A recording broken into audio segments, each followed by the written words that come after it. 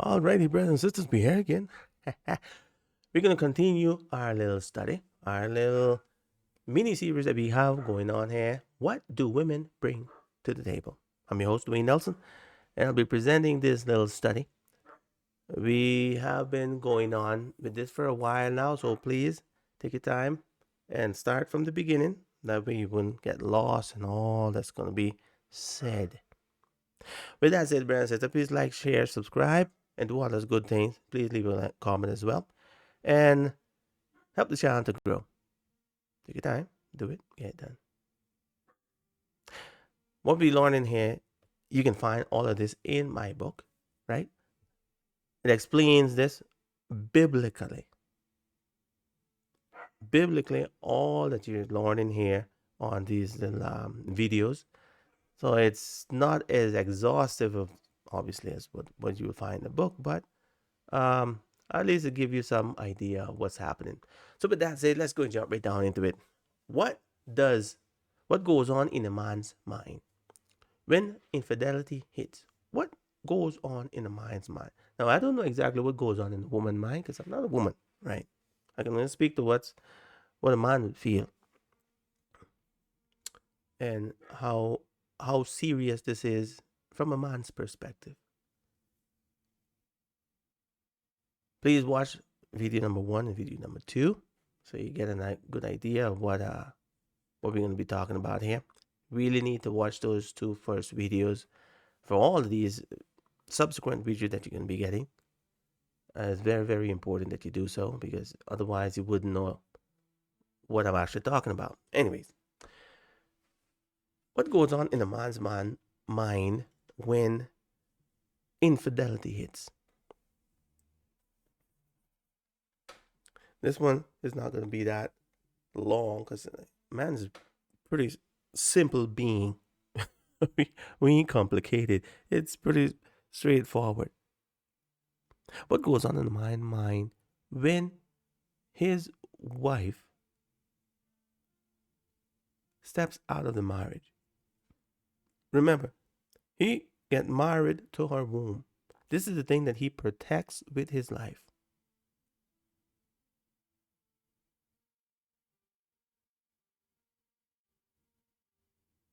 This is what makes him and his wife one. It's the womb that does that. It is where his offspring come from. It's the womb that does that.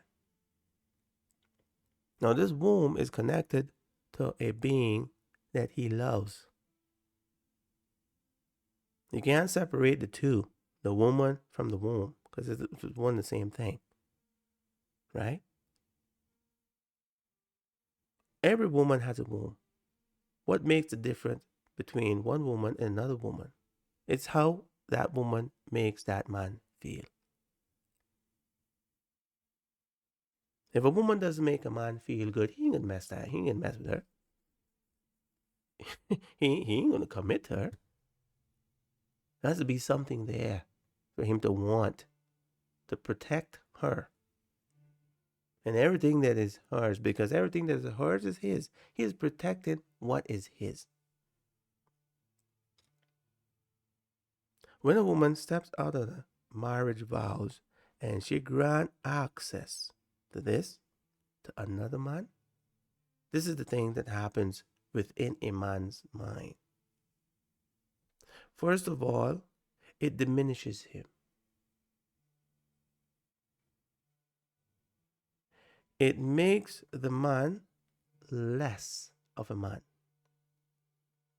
It puts a man beneath another man. All of this is what happens when this happens. A man starts to question himself. What's the point? Why am I protecting? Why am I protecting her? Why am I protecting this? Any man can have it. This is what happens when this happens. I ain't saying that anyone can have it, but this is the way the man mind would think. I'm not special, and she's not special either. Yeah, that goes both ways. I'm not special and she's not special. When he says I'm not special to her. And when she said that she's not special to me.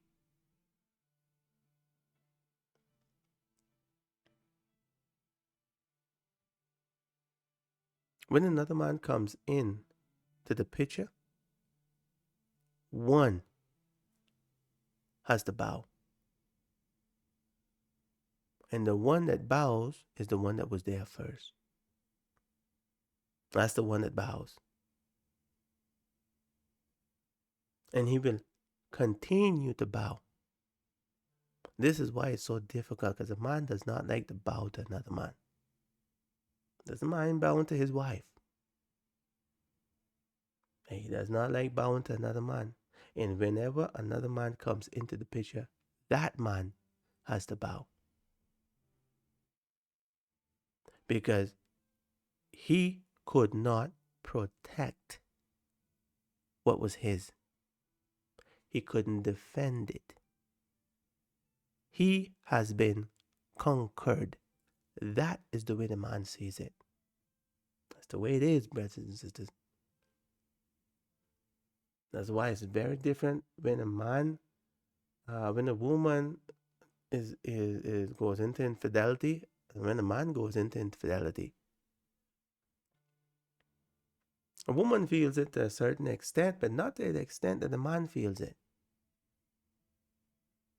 Because the man has testosterone. The man is geared to defend what is his. And when some other man comes in and takes it, and he isn't giving it, another man comes in and takes it, he can't do a thing about it.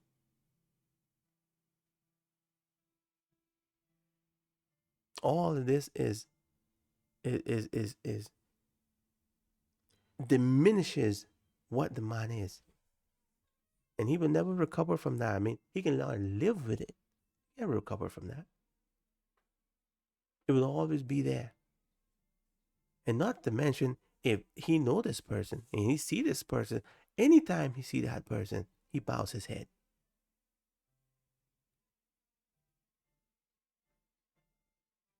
The women doesn't understand what this actually do to a man. They do, at least they don't adequately understand it.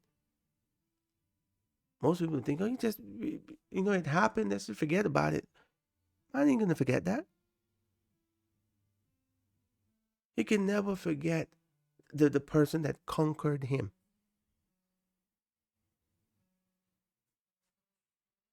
That throw him out into the street. He can never forget that. All that could happen, he has to live with that. That's why it is so important to have communication when this type of thing happens. The person that did the wrong has to be the leader in the conversation. That person has to make sure that the person that received the wrong know that she or he will never forget that. I'm talking about the person that did the wrong. The person that did the wrong has to make sure that the person that was wrong know that the person that did the wrong will never forget what they did. Well, now why? Because when you forget what you did, you're going to do it again. Simple as that, brothers and sisters. This isn't complicated. The moment you forget what you did is building the stage to do it again. Just a matter of time. You feel bad for it. No, I'm sorry. But the moment you forget, that's going to happen again. Because you drop your guard, see? From the person that did the infidelity has to forever be on guard. She has to make sure and she has to make sure that he knows that you are making sure that never happened again. That's what has to happen. Only then can the man go forward. Try to live with it. Because like I said, you can never forget that. You can, how could you forget something like that? I mean, who in the world would think that someone would be able to forget something? Only those people that does things like that thinks that way. That you can just forget something like that until their turn comes. And they say, oh, it's not that easy to forget. It's not that easy to forget these type of things. Those things, you don't forget those things. And the moment you do forget those things, that's going to happen again. And that is the reason why we should always have as much as coming. The person that did the wrong must be the leader, in the conversation. And it must be a conversation that is had often. Anytime you think that the person is thinking about that, you bring it up. And you don't bring it up to push in its face. I'll do it again. Yeah. Looking for some other type of results there. No, you bring it up to assure that person that it would never happen again. That you have not forgotten about it. Even if he forgets about it. Even if he forgets about it, when he look at you, he can see that you have not forgotten about it. And that is the way that these wounds starts to mend. And it can't happen any other way, brothers and sisters. Can't happen any other way. Well, I thought it was going to be a short one. Let's go to the next one. How to avoid divorce. We already start explaining how to do that. It's communication. Communication is the key. You have to talk. You have to talk, and you have to talk some more. And you have to be honest. And you have to be true. And you have to mean what you say. You have to, when this line has been crossed, when divorce starts to come into the conversations, usually it's probably too late. It's probably too late. No, man think about divorce right away. When something like that happened, probably a woman too. Think about divorce right away. But man, if he has children, yeah, he ponders that. Women seem to think about divorce and just divorce right away off the bat. Man doesn't do it. He when he get married, he promised to provide and protect. Even though he does not feel that he needs to protect the woman anymore, he still have his children. And the man will live with it for the sake of his children. Because the man knows a woman that's uncovered, that is a sad thing. I've seen a lot of videos that women leave their husband because I didn't like, he didn't make me feel good anymore. And was he a bad person? No, he would go, he would work, he would provide. He was a good man, but I just didn't like the fire anymore in me. And I decided we'd be better off separated. Make him go and make his life somewhere else. The man is not in with that. Man doesn't want that. But if the woman wants it, the man's gonna have to give it. You can't be with someone that doesn't want to be with you. It just isn't gonna work.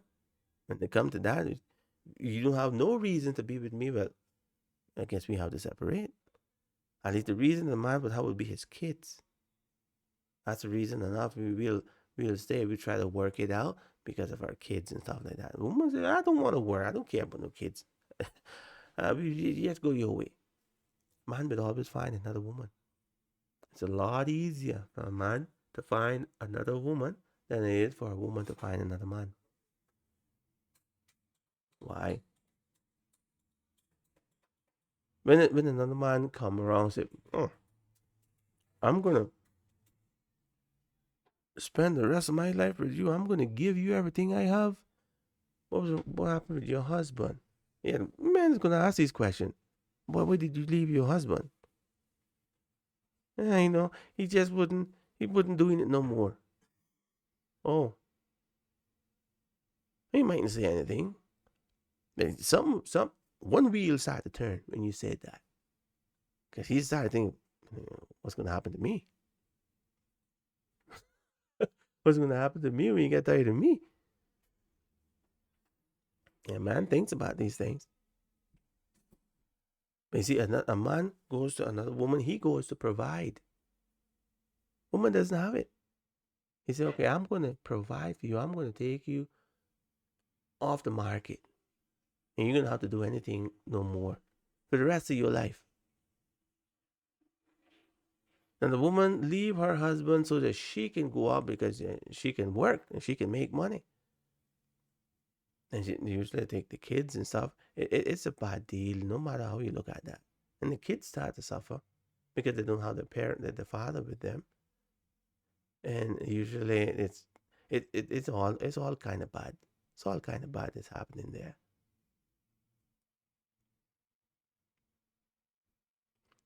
All kind of bad that's happening there, brothers and sisters. But hey, that's what it is. That's just the way it is today.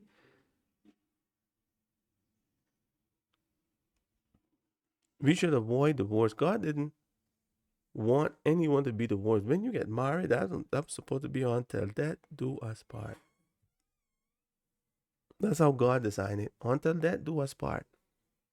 You make a vow before God, but today, these vows that we make before God, I don't know which God we making them before, but it ain't Jehovah. Because it seems like we can break these vows as easily as we made them.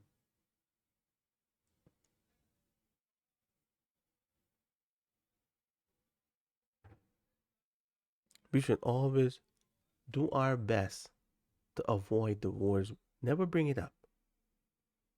Never try to always avoid the subject altogether. But when there is problems within the matrimony, it has to be talked. People like to go and get shrink and all people to listen to your problems, and sometimes it's actually needed because you just can't speak to each other. Isn't that sad? Isn't that sad? A man and a woman that decided to get married, to spend the rest of their life together. Man decided, I'm going to protect you, I'm going to work for you, I'm going to do everything to make sure that you're taken care of. And the woman said, I'm going to be 100% yours. That's what he's buying. He is buying. He's given everything for something.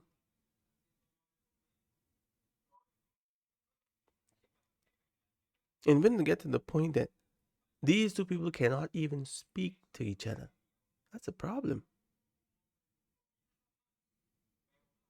That is a problem. I mean, that is a shame.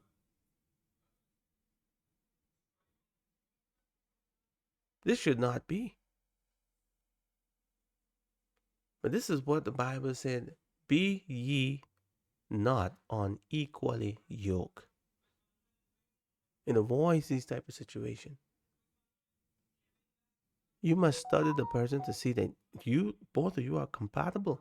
I mean, it doesn't work all the time because sometimes, people deceive the other person.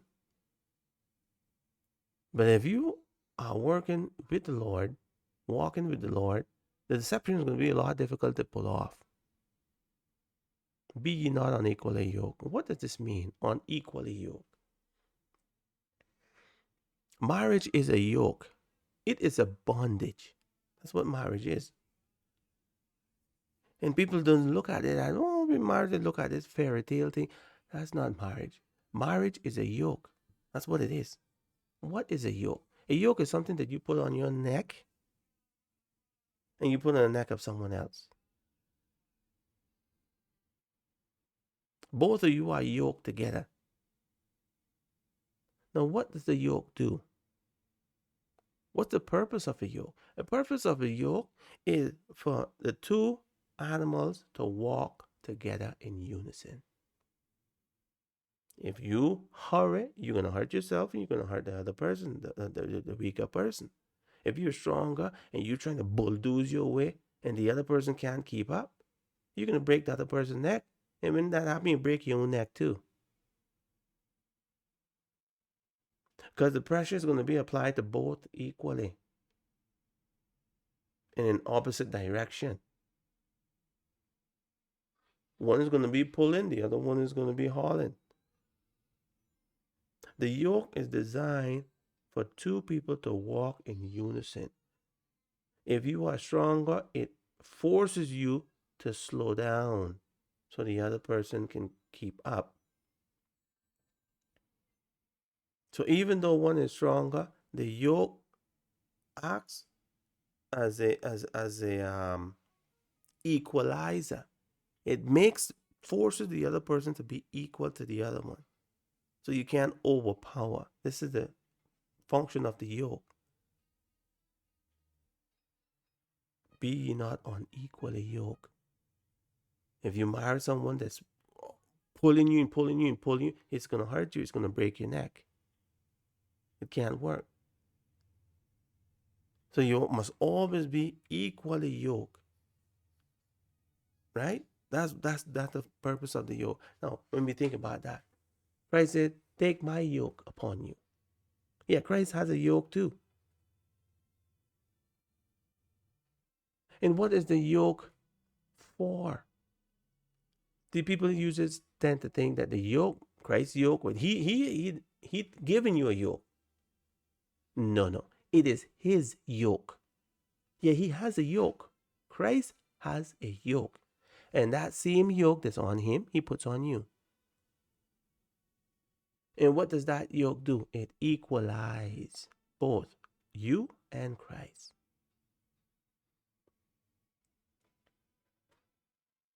That's what it does. That's the purpose of the yoke. See, Christ is a lot stronger. But when you put the yoke, Christ say, okay, I can't go faster than this other person can go. That's what the yoke does. So it brings Christ down to our level so that we can walk with him and work with him. That's what the yoke does. Take my yoke upon you, he said. In the marriage, it would help a whole lot of people if they look at marriage this way. It is a yoke.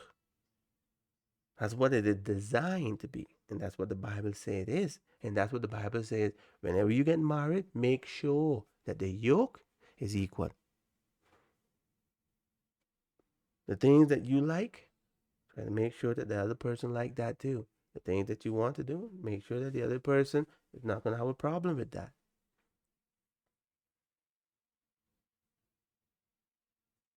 Just with that alone would avoid all kind of divorce. Because that right there is a remedy for communication. If you like to be with someone, if you're easy to talk to that person, communication goes easy. If you have a problem, you talk about it. It would avoid the going out looking for something somewhere else. See, if a woman was to talk to a man and say, baby, I feel this way. Say, oh, wow, okay. I'm sorry. And the man will try to change. Same thing with the woman. Baby, I feel this way. And mostly with the woman, feel this way. But it's different with a woman. Because when a man try to show, I would say, a side of himself that is, what's the word I'm looking for?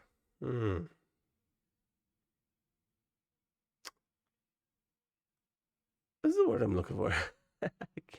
It's a word been on my tongue. Vulnerable. When a man tries to show his vulnerable side, women tend to interpret that as something else. So usually, man doesn't do that. You know, it's a lot easier for a man to try to go out there listen to a woman and try to correct himself, but go out there and tell a woman his problems. Women tend to interpret that to mean something that it wasn't intended to be. Weakness. That's the word I'm looking for. Tend to interpret that as weakness. And man doesn't like to look weak. Doesn't like to feel weak either. That's why when he bowed to another man, it's not a good thing. It's not a good thing. All right, brothers and sisters, I think that's just about done it. So to recap here, to avoid divorce, communication is needed. If you have good communication, life is going to run a whole lot smoother. Whole lot smoother. So, man, talk to your wife. Wives, talk to your men. Because if you don't, someone else will.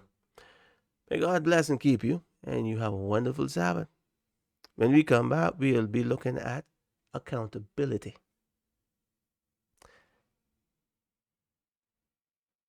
All right, I'm out.